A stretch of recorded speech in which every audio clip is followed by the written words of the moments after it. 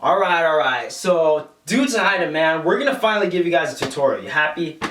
Now do keep in mind that what we're about to school you guys on, take it with a grain of salt. What we're about to school you guys on is acquired through many years of watching YouTube videos, watching Kung Fu movies, reading books and stuff. I mean, let's just face it, we're all novices ourselves. Now in martial arts, much like everything else you do in the world, foundation is the most important thing. Now in Kung Fu, we call this Jiben Kung, or fundamental training. Now when I say fundamental, what does it mean low level? When I say fundamental, I mean most important. A wise man once told me, Andy, basics are the most important thing. Without basics, you are nothing. You are just a poser. I mean, those are literally his exact words. I mean, that really hit me. And so, with that being said, in martial arts, the first and most foundational stance you will ever learn is the horse stance.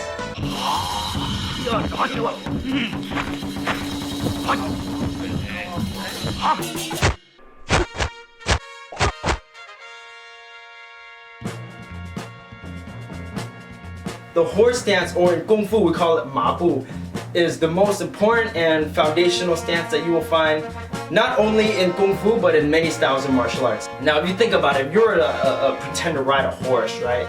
This is pretty much like the position you would assume. This is where the name has derived from. Now to execute a good horse stance, make sure you start with your chest up, eyes forward, legs together. Start by pivoting 5 steps out. Bend your knees until your thighs are parallel with the floor.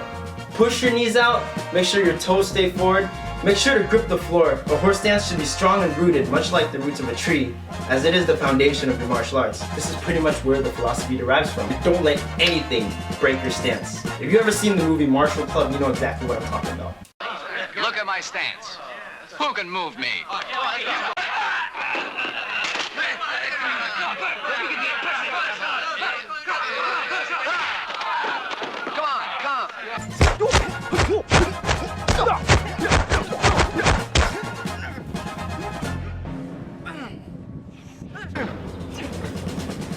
Alright, so the horse stance could be used as a tool for strength training. It could also be used as a tool for internal force or power development.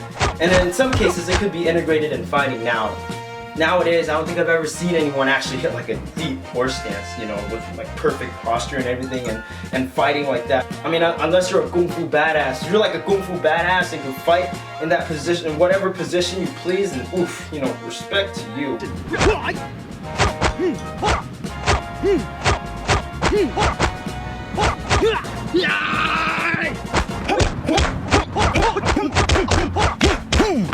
Now the horse stance, however, does have its place in combat efficiency. For example, you could always apply the idea of being rooted and grounded.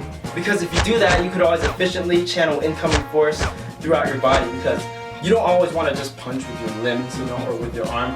I mean, the power always comes from the floor, so if you grip the floor, you can channel energy more efficiently. Now, the main purpose of a horse stance isn't just to train the body, but to also train the mind and energy. For example, if you practice holding your horse stance until your body fatigues, and if your body fatigues and you got nothing else, right, you can only rely on your mind and your spirit. And if you got that, then oof, you just ascended to a new level of martial arts. You just got one step closer to becoming a Kung Fu master.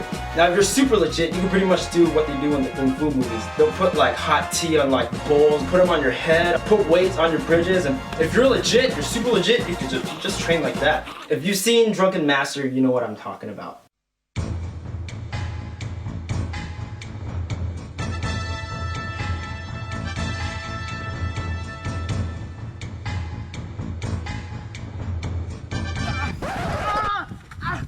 Just kidding, don't try this at home, kids. I mean, or should you? I mean, I'm just saying, I mean, if you... Now, keep in mind there's not only one type of horse stance. Now, for example, in the South, most Southern styles, such as Hongga, usually like to utilize a more wide stance, and this is because back in the day, they'd always fight on boats. Now, if you're gonna fight on such an unstable surface, I mean, obviously, you gotta make a horse stance that would be most suitable for the conditions that you're fighting in. And even though most Southern styles are known to be grounded and their stances are known to be deep and wide, it's usually not as deep as most Northern styles. Northern styles such as Cha-Chuan or other long fist styles utilize really deep stances. Now again, take this tutorial with a grain of salt. For all we know, we could be teaching you a lot of crap. But I thought it'd be nice to share.